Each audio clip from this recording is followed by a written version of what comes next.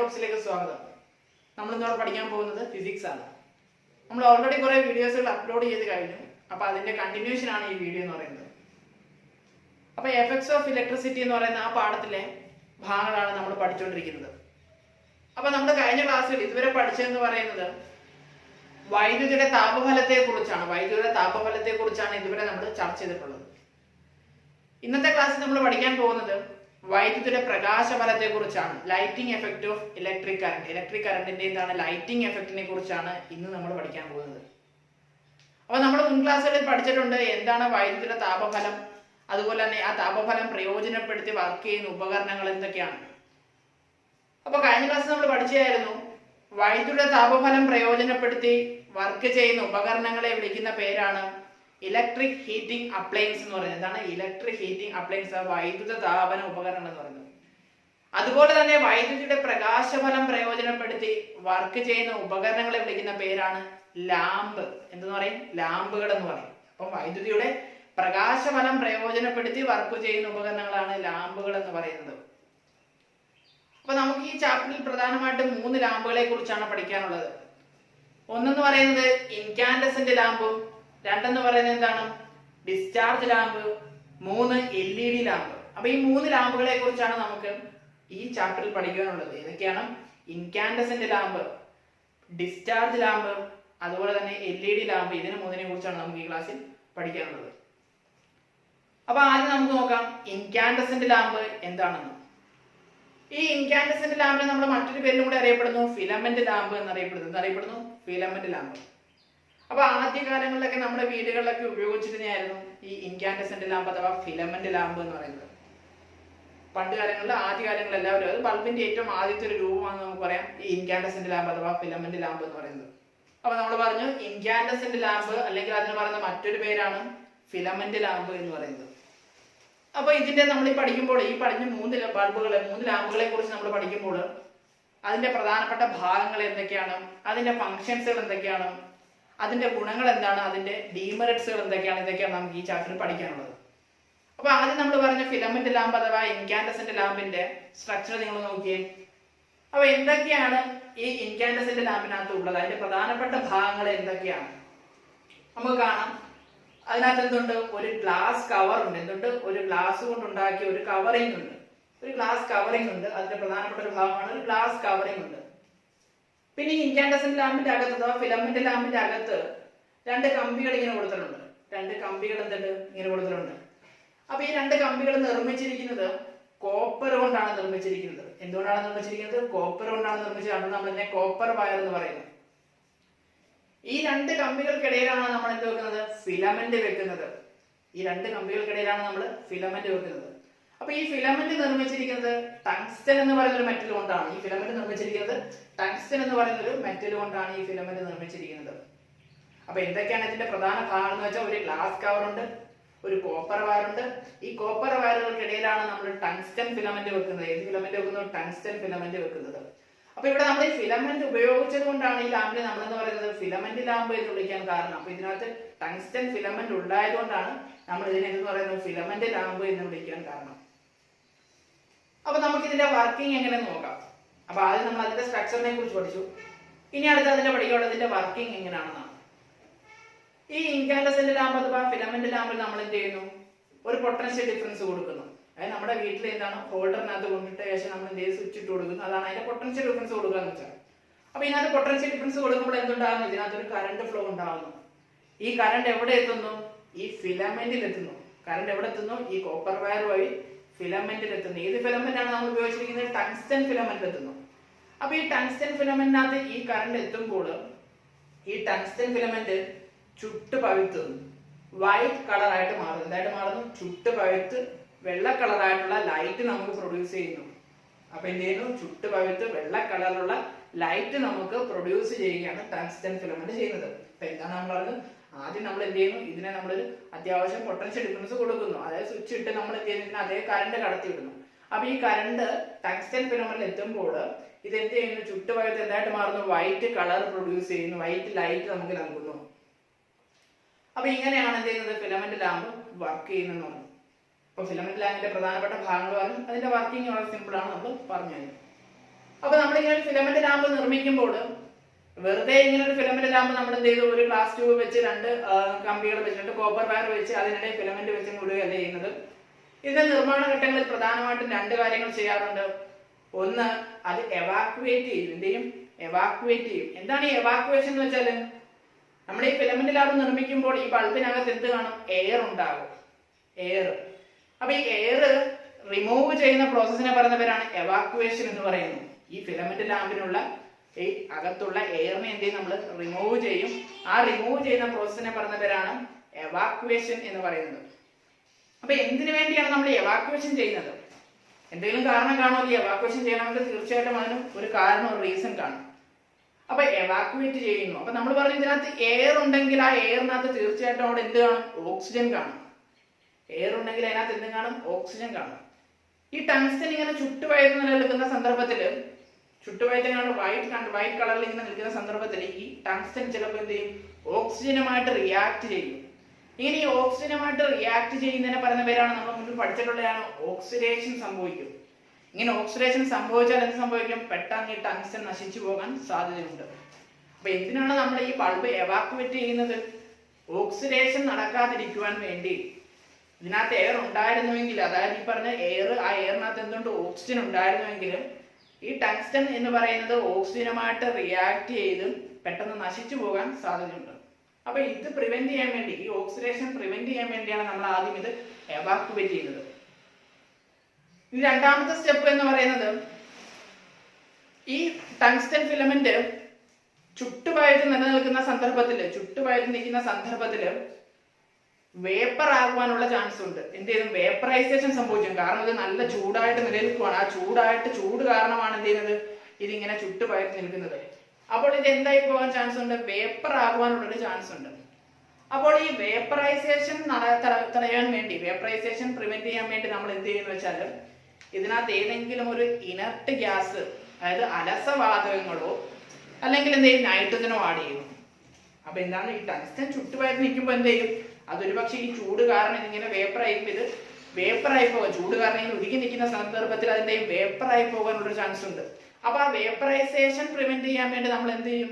ഇതിനകത്ത് ഒരു inert gas നിറയ്ക്കും. അല്ലെങ്കിൽ നമ്മൾ നൈട്രജൻ ആണ് ഇപ്പൊ കോമൺ ആയിട്ട് നിറച്ചു വരുന്നത്. നൈട്രജൻ എന്തേ ഒരു ഇനർട്ട് ഗ്യാസിന്റെ തൊട്ട് അൺറിയാക്റ്റീവ് ആണ് നൈട്രജൻ. അതായത് പെട്ടെന്നൊന്നും നൈട്രജൻ റിയാക്ട് ചെയ്തില്ല. അതുകൊണ്ട് എന്ത് ചെയ്യും? നൈട്രജനെ നമ്മൾ നിറയ്ക്കാറുണ്ട്. അപ്പം രണ്ട് സ്റ്റെപ്പാണ് നമ്മൾ ബൾബിന്റെ നിർമ്മാണത്തിൽ പ്രധാനമായിട്ടും ചെയ്യാറുള്ളത്. ഒന്ന് എവാക്യുവേഷൻ ചെയ്യും, പിന്നെ എന്ത് ചെയ്യും? ഒരു ഇനർട്ട് ഗ്യാസ് നിറയ്ക്കും. എവാക്യുവേഷൻ ചെയ്ത് എന്തിനാന്ന് വെച്ചാൽ എന്താണ്? ഓക്സിഡേഷൻ പ്രിവെന്റ് ചെയ്യാൻ വേണ്ടി നമ്മൾ എന്ത് ചെയ്യും? എവാക്യുവേഷൻ ചെയ്യും. രണ്ട്, നമ്മൾ എന്തിനാണ് ഇനർട്ട് ഗ്യാസ് നിറയ്ക്കുന്നതെന്ന് പറഞ്ഞു? വേപ്പറൈസേഷൻ പ്രിവെന്റ് ചെയ്യാൻ വേണ്ടി എന്ത് ചെയ്യും? ഇനർട്ട് ഗ്യാസ് നിറയ്ക്കും.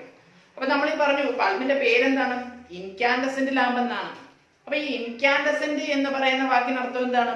ഇൻകാൻഡസെന്റ് എന്ന് പറയുന്ന വാക്കിനർത്ഥം വെച്ചാൽ താപത്താൽ തിളങ്ങുന്നു എന്നാണ്. താപത്താൽ തിളങ്ങുന്നു, ഗ്ലോയിങ് വിത്ത് ഹീറ്റ്. അതായത് താപം കൊണ്ട്, ചൂട് കാരണം എന്താണ്? തിളങ്ങുന്നു എന്നുള്ളതാണ് ഈ ഇൻകാൻഡസെന്റ്. അതുകൊണ്ടാണ് ഇതിന് ഇൻകാൻഡസെന്റ് ബൾബ് എന്ന് പേര് വരാൻ കാരണം. അപ്പൊ താപത്താൽ തിളങ്ങുന്നു എന്നുള്ളതാണ് ഇൻകാൻഡസെന്റ് ലാമ്പിന്റെ അർത്ഥം. അതുകൊണ്ടാണ് ഇതിന് നമ്മൾ എന്ത് പറയുന്നത്? ഇൻകാൻഡസെന്റ് ലാമ്പ് എന്ന് വിളിക്കുവാൻ കാരണം.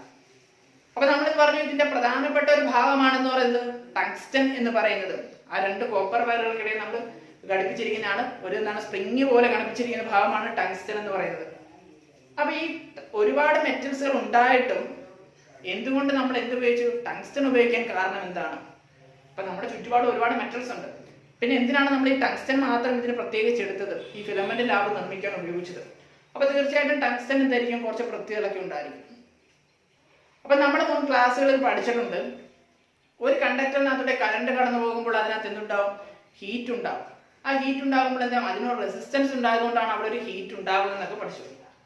അപ്പൊ ഇവിടെ ഈ ഹീറ്റ് ഉണ്ടായി പ്രധാനപ്പെട്ട കാരണം, ഇവിടെ ഈ ടങ്സ്റ്റന് പ്രധാനപ്പെട്ട ഹീറ്റ് ഉണ്ടാകാൻ കാരണം അതിന്റെ ഹൈ റെസിസ്റ്റിവിറ്റി ആണ്. എന്താണ് ഹൈ റെസിസ്റ്റിവിറ്റി? കാരണം ഇതിന് എന്തായി? ഹീറ്റ് വളരെയധികം ഉണ്ടാകാനുള്ള ഒരു പ്രധാന കാരണം ഇതിന്റെ ഹൈ റെസിസ്റ്റിവിറ്റി എന്നുള്ളതാണ്. ടങ്സ്റ്റൻ എന്താണ്? ഹൈ റെസിസ്റ്റിവിറ്റി ആണ് ടങ്സ്റ്റൻ. അപ്പൊ ടങ്സ്റ്റൻ ഇങ്ങനെ ചുട്ടുപഴുത്ത് നിൽക്കുകയാണ്. ചുട്ടുപഴുത്ത് ഹോട്ട് കളറായിട്ട് വൈറ്റ് കളർ നിൽക്കുകയാണ്. അപ്പോൾ ഇതെന്ത് ചെയ്യാൻ പാടില്ല? ഉരുകിപ്പോകാൻ പാടില്ല. പെട്ടെന്നൊന്നും ഉരുകിപ്പോവാതെ ഇങ്ങനെ നിൽക്കുവാൻ കഴിയണം. അങ്ങനെ ഉരുകിപ്പോവാതിരിക്കണമെങ്കിൽ അതിനെന്തായിരിക്കണം? മെൽറ്റിംഗ് പോയിന്റ് കൂടുതലായിരിക്കണം. ഉരുകിപ്പോവാതിരിക്കണമെങ്കിൽ ആ ടങ്സ്റ്റന്റെ മറ്റൊരു പ്രത്യേകതയാണ് അതിന് മെൽറ്റിംഗ് പോയിന്റ് എന്താണ്? കൂടുതലാണ്. അപ്പൊ ടങ്സ്റ്റൺ എന്താണ്, മെൽറ്റിംഗ് പോയിന്റ് കൂടുതലാണ്. ഇനി മൂന്നാമത് നമ്മൾ കണ്ടിട്ടുണ്ട് ആ ഫിലമെന്റ് ലാമ്പിനകത്ത് എങ്ങനെയാണ് ടങ്സ്റ്റൺ വെച്ചിരിക്കുന്നത്, സ്പ്രിംഗ് രൂപത്തിലാണ്. അത് ചുറ്റി ചുറ്റി ചുറ്റി വളരെ ചെറിയ നേർത്ത കമ്പികളായിട്ട് എന്താണ്, വളരെ നേർത്ത കമ്പികളായിട്ടാണ് വെച്ചിരിക്കുന്നത്. ഇങ്ങനെ ഒരു മെറ്റൽസിനെ നമ്മൾ വലിച്ചു നീട്ടി വെറും നേർത്ത കമ്പികളാക്കി മാറ്റുന്നെങ്കിൽ അതിന്റെ ആ പ്രോപ്പർട്ടി പറയുന്ന പേരാണ് ഡക്റ്റിലിറ്റി എന്ന് പറയുന്നത്. ഇതാണ് നേർത്ത കമ്പികളാക്കി മാറ്റുന്ന ഇതിനെ പറയുന്ന പേരാണ് ഡക്റ്റിലിറ്റി എന്ന് പറയുന്നത്. നമ്മൾ മുന്നിൽ പഠിച്ചിട്ടുള്ളത് 9ാം ക്ലാസ്സിലൊക്കെ ഡക്റ്റിലിറ്റി, 9 അല്ലെങ്കിൽ 8ാം ക്ലാസ്സിലൊക്കെ നമ്മൾ പഠിച്ചിട്ടുണ്ട് ഡക്റ്റിലിറ്റി എന്താണ്, മാലിബിലിറ്റി എന്നൊക്കെ. അപ്പൊ ഇങ്ങനെ എന്താണ്, ടങ്സ്റ്റനെ നമുക്ക് വെറും നേർത്ത കമ്പികളാക്കി മാറ്റാൻ പറ്റും. അപ്പൊ ഈ ടങ്സ്റ്റൻ എന്ത് കൂടുതലാണ്, ഡക്റ്റിലിറ്റി കൂടുതലാണ്. അപ്പൊ ഒന്ന് മെൽറ്റിംഗ് പോയിന്റ് കൂടുതലാണ്, ഡക്റ്റിലിറ്റി കൂടുതലാണ്, റെസിസ്റ്റിവിറ്റി കൂടുതലാണ്. അതുപോലെ ഇത് ചൂടായി വൈറ്റ് ഹോട്ട് കണ്ടീഷനിൽ നിലനിൽക്കാനുള്ള കഴിവുണ്ട്. എന്തുണ്ട്, വൈറ്റ് ഹോട്ട് കണ്ടീഷനിൽ നിലനിൽക്കുവാനുള്ള കഴിവ് ആർക്കുണ്ട്, ടങ്സ്റ്റൻ ഉണ്ട്.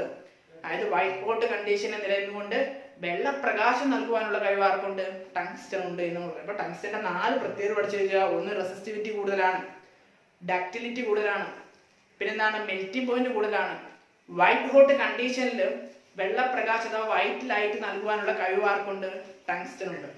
അപ്പൊ ഇതൊക്കെയാണ് ടങ്സ്റ്റനെ നമ്മൾ എന്തായിട്ട് ഫിലമെന്റ് ആയിട്ട് നിർമ്മിക്കാനുള്ള പ്രധാന കാരണം എന്ന് പറയുന്നത്. അപ്പൊ നോക്കിയേ ടങ്സ്റ്റന്റെ പ്രത്യേകത എന്തൊക്കെയാണ് നമ്മൾ പറഞ്ഞു കഴിഞ്ഞു. അപ്പൊ ഇതിന്റെയൊക്കെ ഏറെക്കുറെ പ്രത്യേകമുള്ള ഒരു എലമെന്റ് ആണ് നമ്മൾ നേരത്തെ പഠിച്ചിട്ടുള്ള നിക്രോം. എന്തൊക്കെയാണ് നിക്രോമിന്റെ പ്രത്യേകത, നിക്രോമിന് എന്തുണ്ട്, ഹൈ ആയിട്ടുള്ള മെൽറ്റിംഗ് പോയിന്റ് ഉണ്ട്. നിക്രോമിന് ഹൈ മെൽറ്റിംഗ് പോയിന്റ് ഉണ്ട്, ഹൈ റെസിസ്റ്റിവിറ്റി ഒക്കെ ഉണ്ട്. പിന്നെ എന്തുകൊണ്ട് നമ്മൾ ഈ നിക്രോമിനെ ഈ ഫിലമെന്റ് ലാമ്പിനകത്ത് ഫിലമെന്റ് ആയിട്ട് ഉപയോഗിച്ചുകൂടാ, എന്താണ് നിക്രോമിനെ എന്തുകൊണ്ട് നമുക്ക് എന്താണ് ഫിലമെന്റ് ലാമ്പിനകത്ത് ഫിലമെന്റ് ആയിട്ട് ഉപയോഗിച്ചുകൂടാ. അപ്പൊ എന്തുകൊണ്ടാണ് നമ്മൾ നിക്രോമിനെ ഉപയോഗിക്കുന്നതെന്ന് വെച്ചാൽ, നിക്രോം ചുട്ടുപാകത്ത് ഏത് കളറാണ്, റെഡ് ഹോട്ട് കണ്ടീഷനിലാണ് നിൽക്കുന്നത്. എന്താണ്, ചുവന്ന കളറിലോട്ടാണ് മാറുന്നത്, റെഡ് ഹോട്ട് കണ്ടീഷനിലാണ് നിൽക്കുന്നത്. നമുക്ക് എന്താണ്, വെള്ള ലൈറ്റല്ലേ വേണ്ടുന്നത്, വൈറ്റ് പ്രകാശമാണ് വേണ്ടുന്നത്. അപ്പൊ ഈ നിക്രോം ചുട്ടുപാകത്ത് എവിടം വരെ നിൽക്കത്തുള്ളൂ, റെഡ് ഹോട്ട് കണ്ടീഷൻ വരെ ആകത്തുള്ളൂ. അതേസമയം നമ്മുടെ ഈ ടങ്സ്റ്റൻ ചുട്ടുപാകത്ത് എന്ത് ചെയ്യുന്നു, വൈറ്റ് ഹോട്ട് കണ്ടീഷൻ, അതായത് ഇതിനേക്കാളും കുറേയും കൂടി ചൂട്. അപ്പൊ റെഡ് ഹോട്ടിൽ നിന്ന് കുറേയും കൂടി ചൂടായി എന്ത് ചെയ്യും, വൈറ്റ് ഹോട്ട് കണ്ടീഷൻ വരെ എത്തുവാനുള്ള കഴിവ് ആർക്കുണ്ട്, ടങ്സ്റ്റൻ ഉണ്ട്. അപ്പം നിക്രോം എന്തായിട്ട് മാത്രം നിൽക്കത്തുള്ളൂ, റെഡ് ഹോട്ട് കണ്ടീഷൻ വരെ നിക്രോമിന് എത്താൻ പറ്റത്തുള്ളൂ. അതിന് വൈറ്റ് ലൈറ്റ് പ്രൊഡ്യൂസ് ചെയ്യേണ്ട കഴിവ് ആർക്കില്ല, നിക്രോമിനില്ല. അതേസമയം ടങ്സ്റ്റൻ എന്ന് പറയുന്നത് എന്ത് ചെയ്യുന്നു, വൈറ്റ് ഹോട്ട് കണ്ടീഷനിൽ എത്തുകയും വൈറ്റ് ലൈറ്റ് പ്രൊഡ്യൂസ് ചെയ്യാനുള്ള കഴിവ് ആർക്കുണ്ട്, ടങ്സ്റ്റൻ ഉണ്ട്. അപ്പൊ നമ്മൾ പണ്ട് കുറെ നാളുകൾക്ക് മുമ്പാണ്, ഇപ്പൊ മിക്ക വീടുകളിലും ഇപ്പൊ നമ്മളിപ്പോ ഉപയോഗിക്കുന്നത് എന്താണ്, LED ബൾബുകളാണ്. അപ്പൊ എന്തുകൊണ്ടാണ് നമ്മൾ ഈ ഇൻകാൻഡസെന്റ് ലാമ്പിനെ ഇപ്പൊ ഉപയോഗിക്കാത്തത്? അപ്പൊ ആ ഇൻകാൻഡസെന്റ് ലാമ്പിനെ ഇപ്പോഴാണ് മിക്ക വീടുകളിൽ ഇപ്പം കാണാനില്ല. ഒന്നെങ്കിൽ ഈ പറഞ്ഞ ഡിസ്ചാർജ് ലാമ്പോ അല്ലെങ്കിൽ LED ബൾബുകളാണ് നമ്മളിപ്പോൾ കൂടുതലായിട്ട് യൂസ് ചെയ്യുന്നത്. അപ്പൊ ഈ ഇൻകാൻഡസെന്റ് ലാമ്പിനെ നമ്മൾ റിമൂവ് ചെയ്യാനുള്ള അല്ലെങ്കിൽ നമ്മുടെ ജീവിതത്തിൽ നിന്ന് ഒഴിവാക്കാനുള്ള പ്രധാന കാരണങ്ങൾ എന്തൊക്കെയാണ്? അപ്പൊ അതിന് കുറെ ഡീമെറിറ്റ്സുകൾ ഉണ്ട്, അതിന് ചില പോരായ്മകളുണ്ട്. എന്തൊക്കെയാണ് അതിന്റെ പോരായ്മകൾ എന്ന് നമുക്ക് നോക്കാം.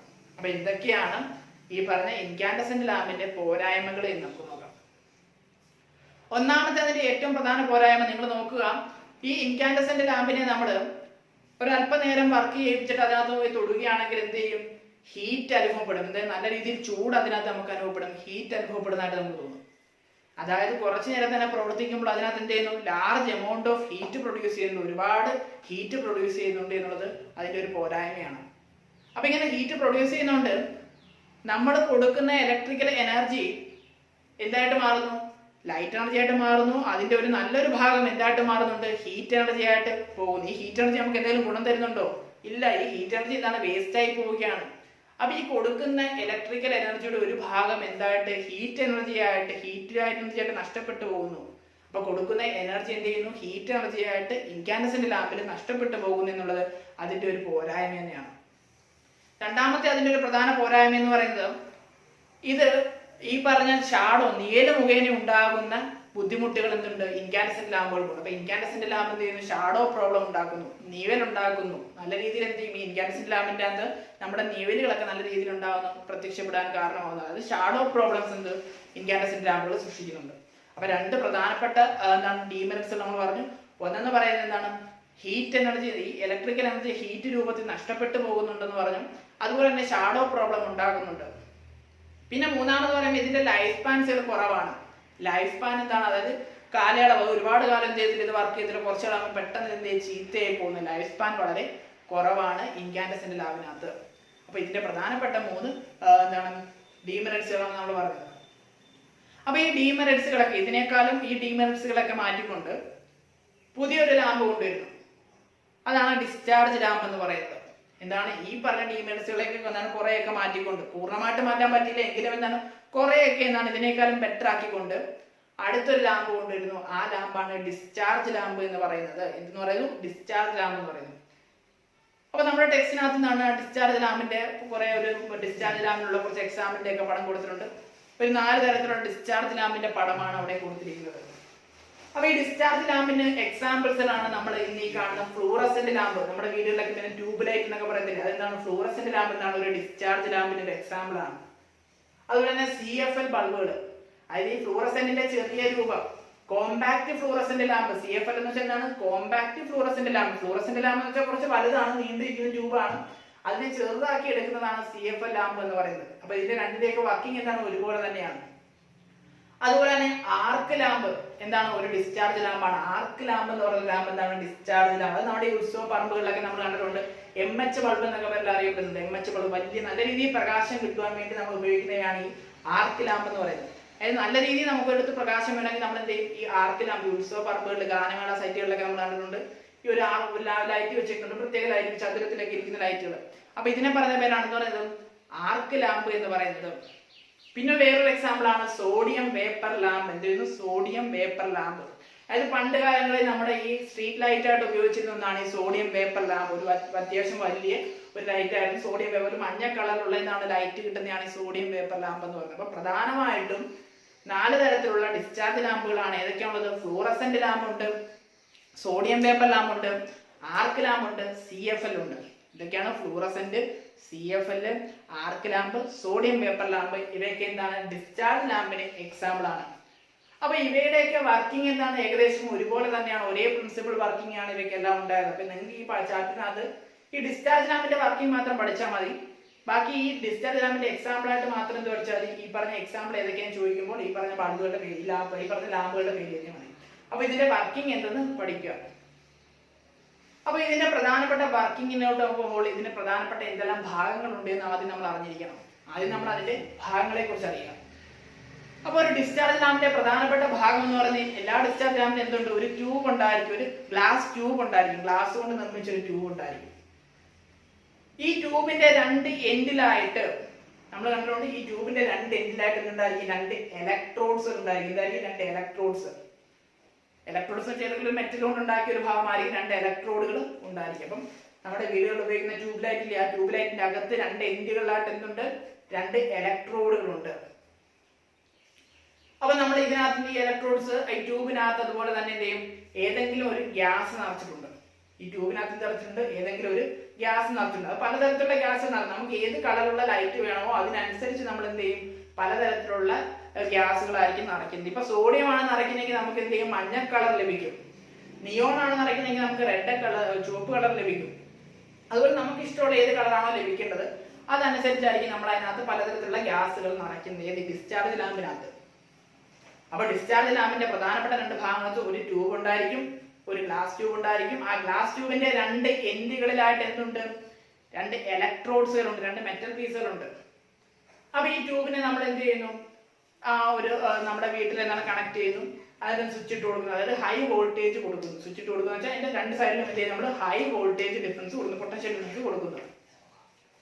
അപ്പൊ ഈ പൊട്ടൻഷ്യൽ ഡിഫറൻസ് കൊടുക്കുമ്പോൾ നമ്മൾ പറഞ്ഞു ഈ ട്യൂബിനകത്ത് എന്താണുള്ളത്? ഗ്യാസ് ആണുള്ളത്. ഈ ഗ്യാസ് മോളിക്യൂൾസുകൾ ഈ ഇലക്ട്രിക്കൽ കറന്റിന്റെ ഫലമായിട്ട് ഈ ഗ്യാസ് മോളിക്യൂൾസുകൾക്ക് എനർജി കിട്ടുന്നു. എന്ത് കിട്ടുന്നു? എനർജി. ഇതിനകത്തുള്ള ഗ്യാസ് മോളിക്യൂൾസുകൾക്ക് എന്ത് കിട്ടുന്നു? എനർജി ലഭിക്കുന്നു. അപ്പൊ ഇങ്ങനെ എനർജി ലഭിച്ച ഗ്യാസ് മോളിക്യൂൾസ് അഥവാ ഈ ആറ്റംസുകൾ പരസ്പരം എന്ത് ചെയ്യും? മൂവ് ചെയ്യും. അപ്പൊ ഇവയ്ക്ക് എന്ത് കിട്ടി? ഇലക്ട്രിക്കൽ എനർജി കൊടുത്തപ്പോൾ ഇവയ്ക്ക് എന്ത് കിട്ടി? എനർജി കിട്ടി. ഇവർക്ക് ഗ്യാസ് മോളിക്യൂൾസുകൾക്ക് എനർജി കിട്ടി. ഈ ഗ്യാസ് മോളിക്യൂൾസ് ഈ കിട്ടിയ എനർജി കൊണ്ട് എന്ത് ചെയ്യും? മൂവ് ചെയ്യാൻ തുടങ്ങും. എവിടെ? ഈ ട്യൂബിനകത്ത് തുടങ്ങും. അപ്പൊ ഇങ്ങനെ മൂവ് ചെയ്യുമ്പോഴും എന്ത് ചെയ്യും? പരസ്പരം കൊളൈഡ് ചെയ്യും, കൂട്ടിയിടിക്കും. കൂട്ടിയിടിക്കുമ്പോൾ എന്ത് ചെയ്യും? ഇവയുടെ എനർജി വീണ്ടും കൂടും. കൂട്ടിയിടിക്കുമ്പോൾ ഇവയുടെ എനർജി കൂടി എക്സൈറ്റഡ് സ്റ്റേറ്റിലോട്ട് പോകുന്നു. എന്ന് പറയും എക്സൈറ്റഡ് സ്റ്റേറ്റ്. എക്സൈറ്റഡ് സ്റ്റേറ്റ് വെച്ചാൽ എനർജി കൂടിയ അവസ്ഥയിലോട്ട് പോകുന്നു. എക്സൈറ്റഡ് സ്റ്റേറ്റ് അഥവാ എനർജി കൂടിയ അവസ്ഥയിലേക്ക് പോകുന്നു. നമ്മൾ പഠിച്ചിട്ടുണ്ട് ഒരു ആറ്റം സ്റ്റേബിൾ ആകണമെങ്കിൽ എന്ത് ചെയ്യണം? അതിന്റെ എനർജി കുറയണം. ഒരു ആറ്റം എന്താണ്? ആറ്റങ്ങൾ എപ്പോഴും അല്ലെങ്കിൽ ആറ്റംസുകൾ എപ്പോഴും എന്താണ് ചെയ്യാറുള്ളത്? എനർജി കുറച്ച് സ്റ്റേബിൾ ആകാനാണ് ആറ്റങ്ങൾ ശ്രമിക്കാറുള്ളത്. ഇവിടെ എന്താണ് സംഭവിച്ചത്? ഇവിടെ കൂട്ടിയുടെ ഫലമായിട്ട് ഇവയുടെ എനർജി കൂടുകയാണ് ചെയ്തത്, അതായത് എക്സൈറ്റഡ് സ്റ്റേറ്റിലായിട്ട് പോവുകയാണ് ചെയ്തത്. അപ്പൊ ഈ ആറ്റംസുകൾ എന്ത് ചെയ്യും ചോദിക്കും? എനർജി കുറയ്ക്കാൻ ശ്രമിക്കും, എനർജി കുറച്ച് സ്റ്റേബിൾ ആവാൻ വേണ്ടി ശ്രമിക്കും. അപ്പോൾ ഈ എക്സൈറ്റഡ് സ്റ്റേറ്റിൽ നിൽക്കുന്ന ആറ്റംസുകൾ അവയുടെ കിട്ടിയ ഈ എനർജി എന്ത് ചെയ്യും? ഡിസ്ചാർജ് ചെയ്യും. എന്ത് ചെയ്യും? വിട്ടുകൊടുത്ത് കളയും. ഡിസ്ചാർജ് ചെയ്തുകൊണ്ട് എനർജി കുറഞ്ഞ സ്റ്റേറ്റിലോട്ട് വരും. ഇങ്ങനെ ഈ ഡിസ്ചാർജ് ചെയ്യുന്ന എനർജിയാണ് നമുക്ക് എന്തായിട്ട് മാറുന്നത്? ലൈറ്റ് എനർജി ആയിട്ട് നമുക്ക് ലഭിക്കുന്നത്. അപ്പൊ ഈ എക്സൈറ്റഡ് സ്റ്റേറ്റിലുള്ള ആറ്റംസുകൾ ഡിസ്ചാർജ് ചെയ്യുന്ന എനർജിയാണ് നമുക്ക് എന്തായിട്ട് കിട്ടുന്നത്? ലൈറ്റ് എനർജി ആയിട്ട് കിട്ടുന്നത്. അപ്പൊ ഇങ്ങനെ ഡിസ്ചാർജ് ചെയ്യുന്നതുകൊണ്ടാണ് നമ്മൾ ഈ ട്യൂബിന് എന്നത് ഈ ലാമ്പിന് എന്ന് പറയുന്നത് ഡിസ്ചാർജ് ലാമ്പ് എന്ന് പറയുന്നത്. ഇങ്ങനെ ഈ ആറ്റംസുകൾ കിട്ടിയ എനർജി ഡിസ്ചാർജ് ചെയ്യുന്നതുകൊണ്ടാണ് നമ്മൾ ഇതിനെന്ത് പറയുന്നത്? ഡിസ്ചാർജ് ലാമ്പ് എന്ന് വിളിക്കുവാൻ കാരണം. അപ്പൊ ഇതിന്റെ പ്രധാനപ്പെട്ട വർക്കിംഗ് എന്താണ്? നമ്മൾ ഇതിന്റെ രണ്ടിലും ഹൈ വോൾട്ടേജ് കൊടുക്കുന്നു. അപ്പോൾ ഇതിനകത്തുള്ള ഗ്യാസ് മോളിക്യൂൾസുകൾക്ക് എന്ത് ചെയ്യുന്നു? എനർജി ലഭിക്കുന്നു. ഇങ്ങനെ മൂവ് ചെയ്യുന്ന ഈ എനർജി ലഭിച്ച ഗ്യാസ് മോളിക്യൂൾസുകൾ പരസ്പരം കൊളൈഡ് ചെയ്യുന്നു. കൊളിച്ചിന്റെ ഫലമായിട്ട് എന്ത് ചെയ്യുന്നു? ഇതിന്റെ എനർജി കൂടുന്നു. ഈ എനർജി കൂടിയ ആറ്റംസുകൾ സ്റ്റേബിൾ ആകാൻ വേണ്ടി കിട്ടിയ എനർജി എന്ത് ചെയ്യും? ഡിസ്ചാർജ് ചെയ്യും. ഈ വരുന്ന ഡിസ്ചാർജ് എന്ന് വെച്ചാൽ എനർജി വിട്ടുകളഞ്ഞ എനർജി അഥവാ ഡിസ്ചാർജ് ചെയ്യുന്ന എനർജിയാണ് നമുക്ക് എന്തായിട്ട് കിട്ടുന്നത്? ലൈറ്റ് എനർജി ആയിട്ട് നമുക്ക് കാണാൻ പറ്റുന്നത്. അപ്പൊ ഇതാണ് എന്ന് പറയുന്നത് ഒരു ഡിസ്ചാർജ് ട്യൂബിന്റെ വർക്കിംഗ് എന്ന് പറയുന്നത്. അപ്പൊ നമ്മൾ പറഞ്ഞു ഈ ഡിസ്ചാർജ് ട്യൂബിന് ഇൻകാൻഡസെന്റ് ലാമ്പിനേക്കാളും കുറെ മേന്മകളുണ്ട്. അതുകൊണ്ടാണ് നമ്മൾ എന്ത് ചെയ്തത്? ഇൻകാൻഡസെന്റ് ലാമ്പുകൾക്ക് പകരം ഡിസ്ചാർജ് ട്യൂബ് ഉപയോഗിക്കുവാൻ അല്ലെങ്കിൽ രൂപീകരിക്കാൻ പ്രധാനപ്പെട്ട കാരണം. അപ്പൊ എന്തൊക്കെയായിരിക്കും ഇതിന്റെ മേന്മകൾ എന്ന് പറയുന്നത്? അപ്പൊ ഈ ഡിസ്ചാർജ് ട്യൂബിന് എന്തുണ്ട്? വളരെ ഹീറ്റ് ലോസ് അല്ലെങ്കിൽ ഹീറ്റ് എന്താണ് വളരെ കുറച്ച് മാത്രമേ പ്രൊഡ്യൂസ് ചെയ്യുന്നുള്ളൂ. ഹീറ്റ് എന്ത് ചെയ്യുന്നു? മറ്റേ ഇൻകാൻഡസെന്റിനെ അപേക്ഷിച്ച് കുറച്ച് ഹീറ്റ് മാത്രമേ പ്രൊഡ്യൂസ് ചെയ്യുന്നുള്ളൂ. അപ്പൊ ഡിസ്ചാർജ് ട്യൂബിനകത്ത് ഇൻകാൻഡസെന്റ് ലാമ്പുകളെ അപേക്ഷിച്ച് എന്ത് മാത്രമേ ഉള്ളൂ? കുറച്ച് ഹീറ്റ് മാത്രമേ പ്രൊഡ്യൂസ് ചെയ്യുന്നുള്ളൂ.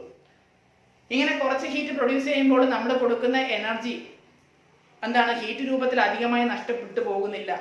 നമ്മൾ കൊടുക്കുന്ന ഇലക്ട്രിക്കൽ എനർജി എന്തായി പോകുന്നില്ല? ഹീറ്റ് രൂപത്തിൽ അധികമായിട്ട് നഷ്ടപ്പെട്ട് എവിടെ പോകുന്നില്ല? ഈ ഡിസ്ചാർജ് ട്യൂബിനകത്ത് നഷ്ടപ്പെട്ടു പോകുന്നില്ല. അതുപോലെ നമ്മൾ ഇൻകാൻഡസെന്റിന് മറ്റൊരു പോരായ്മ പറഞ്ഞായിരുന്നു, നിഴൽ മൂലമുണ്ടാകുന്ന ഷാഡോ പ്രോബ്ലം ഉണ്ടാകുമെന്ന് പറഞ്ഞു. ഇവിടെ ആണെങ്കിലോ അത്രത്തോളം ഷാഡോ ഉണ്ടാകത്തില്ല, ലെസ് ഷാഡോ ആയിരിക്കും ഇവിടെ ഉണ്ടാകുന്നത്. നേരത്തെ അത്രയും എന്തുണ്ടാകത്തില്ല? ഷാഡോ ഉണ്ടാകത്തില്ല. ആ ഇൻകാൻഡസെന്റിനേക്കാളും കുറഞ്ഞ ഷാഡോ ആയിരിക്കും എവിടെ ഉണ്ടാകുന്നത്? ഡിസ്ചാർജ് ട്യൂബിനകത്ത് ഉണ്ടാകുന്നത്. അപ്പൊ ഡിസ്ചാർജ് ട്യൂബിനകത്ത് ഷാഡോ എന്തായിരിക്കും? വളരെ കുറവായിരിക്കും. ഹീറ്റ് ലോസ് ഹീറ്റ് മുഖേന ഉണ്ടാകുന്ന എനർജി ലോസ് എന്താണ്? കുറവാണ്. ഇതിന്റെ ലൈഫ് സ്പാൻ കാലാവധി എന്താണ്? ഇൻകാൻഡസെന്റിനെ അപേക്ഷിച്ച് കുറച്ചും കൂടി കൂടുതലാണ്. ലൈഫ് സ്പാൻ എന്താണ്? വളരെ കൂടുതലാണ്. ഇൻകാൻഡസെന്റിനെ അപേക്ഷിച്ച് എന്താണ്? ലൈഫ് സ്പാനും കുറച്ചും കൂടി കൂടുതലാണ് ഈ പറഞ്ഞ ഡിസ്ചാർജ് ലാമ്പിന്. അതുപോലെ തന്നെ മറ്റേത് നൽകുന്നതിനേക്കാളും കൂടുതൽ എഫിഷ്യൻസിയാണ്, അത് കൂടുതൽ പ്രകാശം നമുക്ക് ലഭിക്കുന്നു, കൂടുതൽ വൈറ്റ് ലൈറ്റ് ലഭിക്കും. മറ്റേനേക്കാൾ നല്ല രീതിയിൽ നമുക്കറിയാം നമ്മുടെ ട്യൂബ് ലൈറ്റുകൾ എന്ത് ചെയ്യും? ഇൻകാൻഡസെന്റിനേക്കാളും നല്ല രീതിയിൽ എന്ത് ചെയ്യുന്നുണ്ട്? ട്യൂബ് ലൈറ്റുകളിൽ നിന്ന് നമുക്ക് എന്ത് ചെയ്യുന്നു? പ്രകാശം ലഭിക്കുന്നുണ്ട്. അപ്പൊ ഇതൊക്കെയാണ് എന്ന് പറയുന്നത് ഈ പറഞ്ഞ ഡിസ്ചാർജ് ലാമ്പിന്റെ മേന്മകൾ. അതായത് ഹീറ്റ് രൂപത്തിലുള്ള എനർജി ലോസ് ഉണ്ടാകുന്നില്ല. അതുപോലെ എന്താണ്? അത് കുറച്ചും കൂടി എഫിഷ്യൻസി കൂടുതലാണ് അതിനും. അതുപോലെ ഷാഡോ പ്രോബ്ലം എന്താണ്? കുറവാണ്. അപ്പൊ ഇതൊക്കെയാണ് അതിന്റെ ഗുണങ്ങൾ എന്ന് പറയുന്നത്. അപ്പൊ നമ്മൾ ഡിസ്ചാർജ് ലാമ്പിന്റെ ഗുണങ്ങൾ എന്തൊക്കെയാണെന്ന് ഇൻകാൻഡസെന്റ് ലാമ്പിനെ അപേക്ഷിച്ച് ഡിസ്ചാർജ് ലാമ്പിന്റെ ഗുണങ്ങൾ എന്തൊക്കെയാണെന്ന് പറഞ്ഞത്. എങ്കിലും നമ്മൾ ഇന്ന് നമ്മുടെ വീടുകളിൽ ഏറ്റവും കൂടുതൽ ഉപയോഗിക്കുന്നത് LED ബൾബുകളാണ്, അല്ലെങ്കിൽ LED ബൾബുകളാണ് ഏറ്റവും കൂടുതൽ ഉപയോഗിക്കുന്നത്. അപ്പം എന്തുകൊണ്ടാണ് നമ്മളിപ്പോൾ ഈ ഡിസ്ചാർജ് ലാമ്പ് മാറ്റി LED ബൾബ് എടുക്കാൻ കാരണം? അപ്പൊ ഈ ഡിസ്ചാർജ് ലാമ്പിന് എന്തൊക്കെയോ ദോഷങ്ങളോ അല്ലെങ്കിൽ എന്തൊക്കെയോ ഡീമെറിറ്റ്സുകളൊക്കെ ഉണ്ട്. അപ്പൊ ഇതിന്റെ പ്രധാനപ്പെട്ട ഒരു ഡീമെറിറ്റ്സ് എന്ന് പറയുന്നത്, ഡിസ്ചാർജ് ലാമ്പിന്റെ പ്രധാനപ്പെട്ട ഒരു ഡീമെറിറ്റ്സ് എന്ന് പറയുന്നത് ഇത് എൻവയോൺമെന്റൽ പ്രോബ്ലം ഉണ്ടാക്കുന്നു, പാരിസ്ഥിതിക പ്രശ്നങ്ങൾ ഉണ്ടാക്കുന്നു എന്നുള്ളതാണ്. അപ്പൊ ഇതിന്റെ പ്രധാന ഡീമെറിറ്റ്സ് എന്താണ്? പരിസ്ഥിതിക്ക് ഒരുപാട് ദോഷമുള്ള ഒരു ബൾബാണ് ഈ പറഞ്ഞ ഡിസ്ചാർജ് ബൾബ് എന്ന് പറയുന്നത്. എങ്ങനെയാണ് ഇത് പരിസ്ഥിതിക്ക് പ്രശ്നം ഉണ്ടാക്കുന്നത് വെച്ചാൽ നമുക്കിപ്പോൾ അറിയാം, നമ്മുടെ വീട്ടിലിരിക്കുന്ന ഫ്ലൂറസെന്റ് ബൾബ് അതെന്താണ്? ഒരു ഡിസ്ചാർജ് ലാമ്പാണ്. അപ്പൊ ഈ ഫ്ലൂറസെന്റ് ട്യൂബ് അഥവാ ഫ്ലൂറസെന്റ് ബൾബ് എന്ന് പറയുന്നതിനകത്ത് ഒരു ഫ്ലൂറസെന്റ് മെറ്റീരിയൽ, ആ വെള്ള കളറിൽ കാണുന്ന എന്താണ്? ഒരു ഫ്ലൂറസെന്റ് മെറ്റീരിയൽ ആണ്. ഈ ഫ്ലൂറസെന്റ് മെറ്റീരിയൽ അതോടൊപ്പം തന്നെ ഇതിനകത്ത് മെർക്കുറി എന്ന് പറയുന്ന ഒരു സംഭവം കൂടിയുണ്ട്. എന്താണ്? മെർക്കുറി എന്ന് പറയുന്ന ഒരു ഘടകം കൂടി ഇതിനകത്ത് അടങ്ങിയിട്ടുണ്ട്. അപ്പൊ ഈ പറഞ്ഞ ഡിസ്ചാർജ് ലാമ്പിനകത്ത് മെറ്റീരിയൽ നമ്മുടെ മെർക്കുറിയോ അതുപോലെ എന്താണ് ഫ്ലൂറസെന്റ് മെറ്റീരിയലൊക്കെ ഉപയോഗിച്ചുകൊണ്ടാണ് ഡിസ്ചാർജ് ലാമ്പ് നിർമ്മിക്കുന്നത്. അപ്പൊ ഇതിന്റെ പ്രവർത്തനം നിന്ന് കഴിയുമ്പോൾ, അതായത് ഇതിന്റെ ഒന്നാണ് ഉപയോഗം കൊള്ളാതായി കഴിയുമ്പോൾ നമ്മൾ ഇതിന്റെ എവിടെയെങ്കിലും കൊണ്ട് കളയും. ഏതെങ്കിലും സാഹചര്യത്തിൽ ഇതെന്താണോ ഈ ഡിസ്ചാർജ് ലാമ്പ് പൊട്ടുകയാണെങ്കിൽ ഇതിനകത്തുള്ള ഈ ഫ്ലൂറസെന്റ് മെറ്റീരിയൽസും അതുപോലെ തന്നെ മെർക്കുറിയും നമ്മുടെ എവിടെ എത്തുന്നു? അന്തരീക്ഷത്തിലേക്ക് അഥവാ ഭൂമിയിലേക്ക് എത്തിച്ചേരുന്നു. അപ്പോൾ എന്താണ് ഇതിനകത്ത് ഫ്ലൂറസെന്റ് മെറ്റീരിയൽസ് ഉണ്ട്, അതുപോലെ തന്നെ എന്തുണ്ട്, മെർക്കുറി ഉണ്ട്.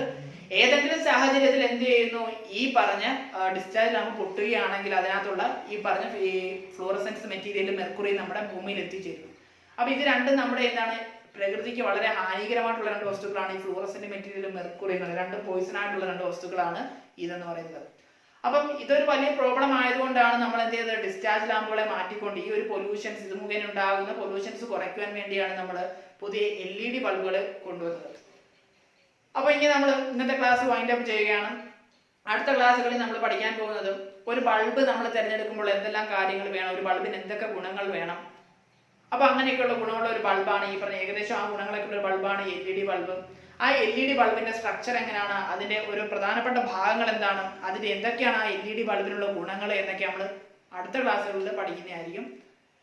അപ്പം എല്ലാവർക്കും എന്താണ് ഇന്നത്തെ ക്ലാസ്സുകൾ ഇഷ്ടപ്പെട്ടുവെങ്കിൽ എന്ത് ചെയ്യുക, ലൈക്ക് ചെയ്യുക, അതുപോലെ തന്നെ ഷെയർ ചെയ്യുക, മറ്റുള്ളവരിലേക്ക് എന്ത് ചെയ്യുക, എത്തിക്കുക. ഞങ്ങളുടെ ചാനൽ ഇതുവരെ സബ്സ്ക്രൈബ് ചെയ്തിട്ടില്ലെങ്കിൽ എന്ത് ചെയ്യുക, സബ്സ്ക്രൈബ് ചെയ്യുക. അപ്പൊ നമ്മൾ ഇതിന്റെ നോട്ട്സുകളും കാര്യങ്ങളൊക്കെ ഞങ്ങളൊരു വാട്സപ്പ് ഗ്രൂപ്പ് തുടങ്ങിയിട്ടുണ്ട്. അപ്പൊ ഈ വാട്സപ്പ് ഗ്രൂപ്പിൽ അംഗമാവുകയാണെങ്കിൽ നിങ്ങൾക്ക് ഇതിന്റെ നോട്ട്സും കാര്യങ്ങളൊക്കെ എന്താണ് നമ്മൾ ആ വാട്സപ്പ് ഗ്രൂപ്പ് വഴി നൽകുന്നതായിരിക്കും. അതുപോലെ ദിവസവും നമ്മൾ ഡെയിലി വർക്കുകളൊക്കെ കൊടുക്കാറുണ്ട്. അപ്പൊ ഈ വാട്സപ്പ് ഗ്രൂപ്പിൽ നിങ്ങൾക്ക് ജോയിൻ ചെയ്യാൻ താല്പര്യമുണ്ട് എങ്കിൽ താഴെ കാണുന്ന കോൺടാക്ട് നമ്പറുമായിട്ട് എന്ത് ചെയ്യാൻ ബന്ധപ്പെടുക.